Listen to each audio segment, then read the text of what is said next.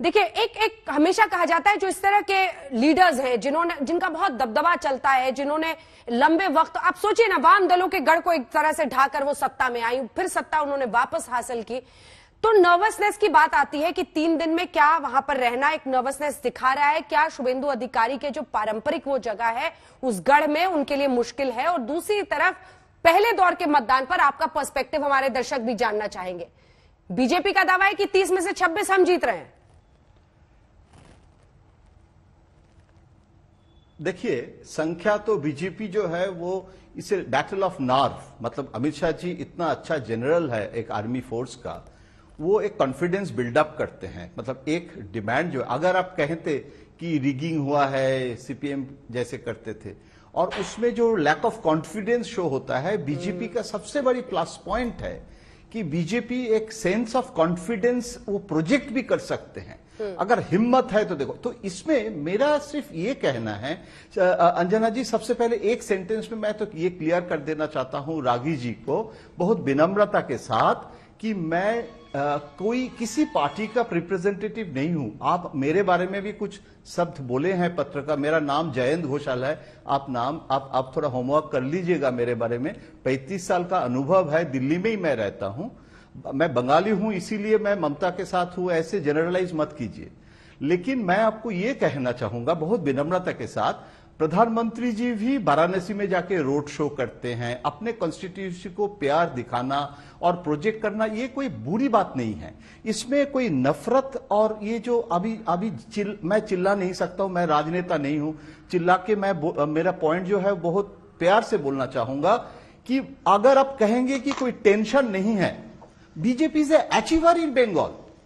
अंजना जी, 2016 में तो left Congress number 2 था, बीजेपी नंबर 3 पार्टी था, आज नंबर 2 पार्टी हो गया है BJP. Already BJP is achiever. BJP का परसेंटेज अब कहां से कहां बीजेपी ले आया। जो वाजपेयी अडवाणी जी के समय से मैं देख रहा हूं, जो अधूरा सपना है वो पूरा करने के लिए मोदी जी और अमित शाह जी किस तरीके से कर रहे हैं वो अलग बात है, उसके ऊपर अलग चर्चा हो सकता है। लेकिन अभी जो जीता वो सिकंदर, कौन सिकंदर होगा ये अभी हम प्रेडिक्ट नहीं कर सकते हैं, लेकिन ये जरूर कह सकते हैं कि भाजपा टेंशन क्रिएट किए हैं। और ममता बनर्जी, अगर आप अंडर एस्टिमेट करना, क्या बीजेपी ममता को अंडर एस्टिमेट कर रहे? नहीं कर रहे।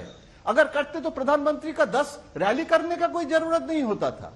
अगर अमित शाह, नड्डा जी, 6 सेंट्रल मिनिस्टर, मैं जिंदगी में पश्चिम बंगाल में इतना पैरामिलिट्री फोर्स, ये पूरा लगता है कि सेंटर हैज टेकन ओवर। तो ये जो चुनाव हो रहा है, इसमें ना बीजेपी ममता को अंडर एस्टिमेट कर रहे हैं, ना ममता को भी बीजेपी को कोई अंडर एस्टिमेशन है। लड़ाई जो हो रहा है इट्स इंटरेस्टिंग। हम पत्रकार है, इसका एंटरटेनमेंट वैल्यू है, हम पत्रकारिता कर रहे हैं, हमको बुरा ना सोचे। आप बोल रहे थे ना कि हम निरपेक्षता के बारे में बोलने से ना पत्रकार थोड़ा सेंसिटिव हो जाते हैं, इसीलिए मैं विनम्रता के साथ मैं कह रहा हूं वो थोड़ा करेक्ट कर लीजिएगा सर मेरे बारे में।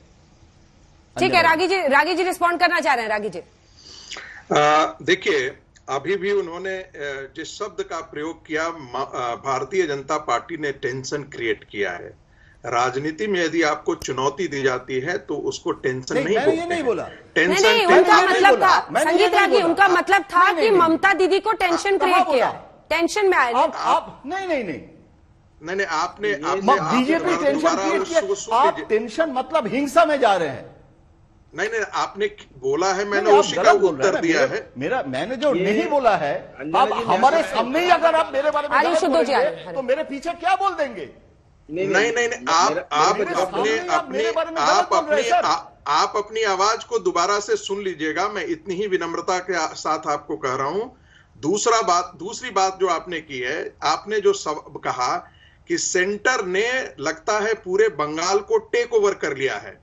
क्या एक निष्पक्ष पत्रकार के नाते ये आपका दायित्व तो नहीं बनता है कि ये कहें कि बंगाल में यदि 646 यदि पैरामिलिट्री फोर्सेस की कंपनियां लगी हैं तो उसके कारण एक मिनट सर, मैंने हस्तक्षेप नहीं किया था। इसमें गलत बात है, मैंने हस्तक्षेप ये गलत है, ये गलत है, ये गलत है, ये गलत है, ये गलत है, नहीं, ये हस्तक्षेप नहीं किया था। यदि बंगाल में यदि इलेक्शन बूथ लूटे जाते हैं तब आप चुप्पी साध लेते हैं। अगर आज हम कहें कि बीजेपी जीत रहा है, ये क्यों नहीं कह रहे हैं कि ये काम आपका नहीं है, गलत है। आपका काम नॉर्मेटिव बात करना नहीं है, कर रहे हैं सर? आपका होना चाहिए में नहीं है, तो तथ्यात्मक बात है उस पर आपको बात करनी चाहिए। चलिए ठीक है, देखिए संगीत रागी जी, संगीत रागी जी, संगीत रागी जी, किसी भी बहस का मकसद ये होता है कि हर तरफ का पक्ष आए।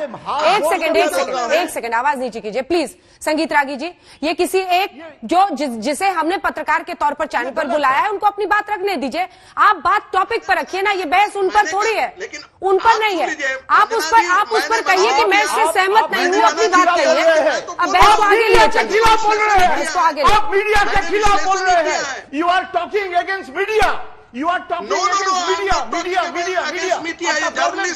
Representing the entire media world. नहीं, ये दिक्कत ये है ना, दिक्कत ये है कि जो हाँ में हाँ मिला है वो महान, जो एक सवाल खड़ा पूछ दे वो आपके लिए परेशान नहीं कर सकते हैं। नो हम चले जाएंगे तब एंटायर मीडिया। नहीं आप फ्रॉम दिस सेशन बिल्कुल because what language I will use. Jain ji, Jain ji, cannot dictate my language. Jain ji, I am not dictating your language. Jain ji, Jain तो दा आपकी तरफ से हमने भी बोला। देखिए एक सेकंड, आवाज सबकी कम कीजिए। संगीत रागी जी, संगीत रागी जी, देखिए बीते दिनों थोड़ा सा आपको भी अपनी भाषा पर संयम रखना चाहिए, इस तरह का घमंड ठीक नहीं होता।